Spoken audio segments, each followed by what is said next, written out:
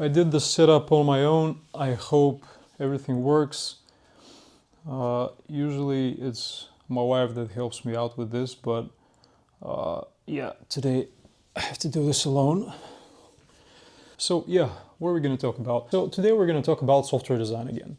And more specifically about the open-close principle, which is one of the solid principles. Like many people, when they hear solid principles, they think that they are now obsolete or maybe not too relevant because they are focused primarily on object-oriented programming. But I think that this is not true. Like even though we taught them in the past in the context of OOP, they're relevant in, like, I dare say, any technology that we're still using today, and you can even apply them in something like React, even though that it's very functionally oriented. Like the main problem that we have when we're teaching these principles is that we're doing it without context. So when you talk about like the open-close principle to someone, and you show them an implementation using classes, for example, they think that this is the only way that you have to use this. But in reality, this is just a principle. This is just like some abstract idea. And if you have the context about why this idea exists in the first place, you can apply it in like any technology. So I'm going to start with this. I'm not going to give you like specific examples right away. I will start by giving you some context. Now, I like to say that building software is easy. Like you're gonna muddle through it somehow. It's gonna be difficult, it's gonna be like messy, it's gonna be confusing, but you will find a way to create like some working implementation. You may produce like an application that's buggy, that's error prone, that's not stable, that's like not performant, but it will kind of cover the requirements that you have. Like it's gonna work. Like the real problem with software is that you have to maintain it. Like if your startup starts getting more customers, like if you're working for an enterprise that has a lot of clients, like this software that you're building it's not just something that you get to run once and then it disappears. This is something that you're gonna have to maintain for like hopefully a long period of time if the business that you're working for is successful. And people realize that actually making changes to to software that's living in production is what's difficult, because like once you write the code, if you have to go back to it and like add another feature, add like another edge case, cover like another scenario, or change like the behavior, because no business is set in stone, like no software is set in stone. We're continuously like changing, rewriting, modifying, extending and everything. And having to go back like to a code and adding like a bunch of conditionals like to cover something new, like to cover a new feature, this is difficult and error prone. And even if you don't cause an error immediately, you're kind of hindering your software design in a way that will make future changes even harder and more confusing to do. So people started thinking, is there a way for us to keep, like, instead of changing code, to keep adding code? Because writing code is easy, like adding code is easy, but changing the existing code is difficult. And this gave birth to the open-close principle. Like this principle says that your implementation should be open for extension, but closed to modification. So when you write code, you should write it in a way that allows you to add new functionality, add new features, without having to go back and change like the original implementation. Let me give you a really basic example.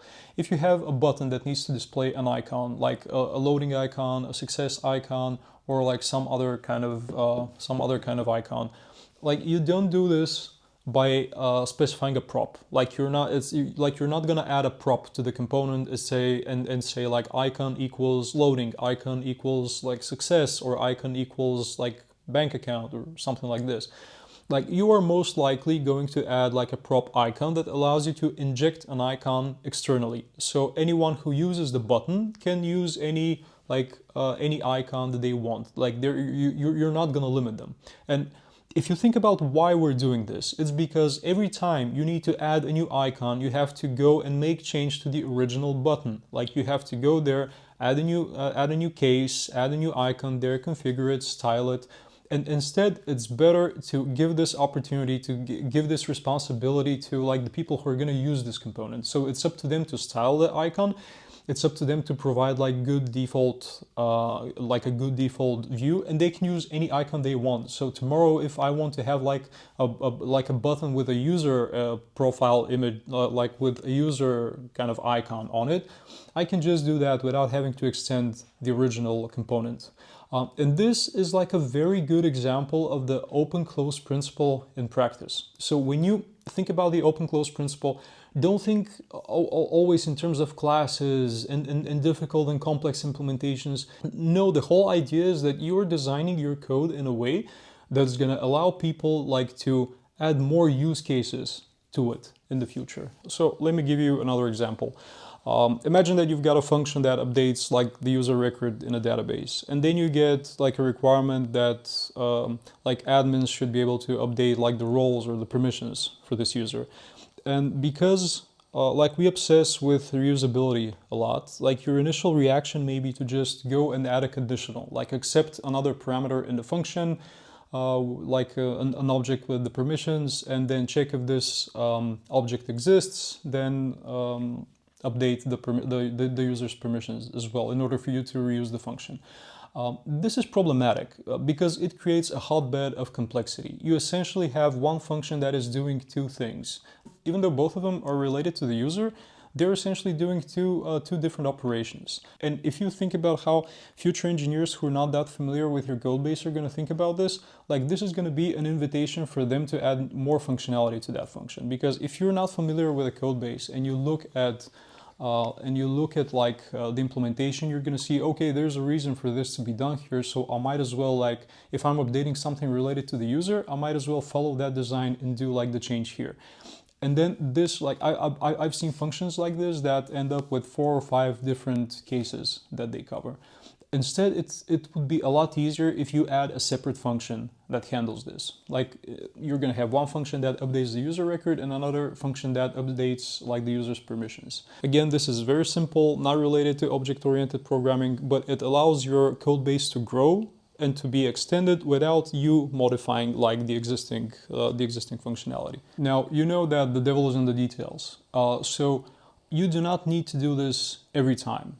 Like there are places where if you start overthinking about how this is going to be extended and how I can add new logic, like if you're going to fall into some philosophical conundrums that are going to make your code base even worse.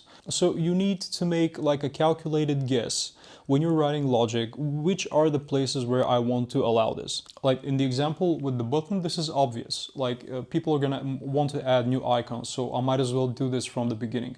But in some places, you're not gonna be able to foresee what logic people are gonna want to change in the future. So if you're in doubt, don't overthink it and don't overcomplicate it. Write the code in the simplest possible manner that allows you to solve the problem that you have in front of you. And then if you start having like these actual use cases, consider redesigning it. Design it in a way that then follows the open-close principle. So yeah, this is going to be all for today. If you like this kind of content, it would help me a lot if you subscribe. And we're going to continue next week with like the next principle or idea. Thank you.